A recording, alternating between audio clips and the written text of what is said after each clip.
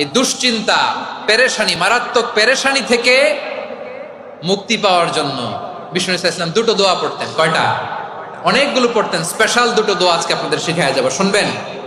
বিষ্ণু ইসলাম যখন খুব বিপদে পড়তেন, দুশ্চিন্তা ওনাকে ঘিরে ধরতো, উনি পড়তেন ইয়া হাইয়ু ইয়া কাইয়ুম বিরহমাতিকা আস্তাগীথ, ইয়া হাইয়ু ইয়া কাইয়ুম বিরহমাতিকা আস্তাগীথ, ইয়া হাইয়ু ইয়া কাইয়ুম, হে শাশ্বত অবিনশ্বর, হে চিরঞ্জীব, বিরহমাতিকা আস্তাগীথ, তোমার রহমতের উসিলায় তোমার কাছে ফরিয়াদ করি। এটা পড়তেন।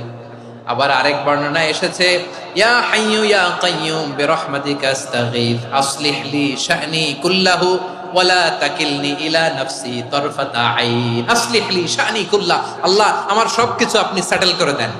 আমাদের সব ঝামেলা সেটেল করে দিতে পারে কে? আমরা তো সেটেলমেন্টের জন্য ওএসপি সাহেবের কাছে যাই, ডিসি সাহেবের কাছে যাই, অমুক ভাইয়ের কাছে যাই।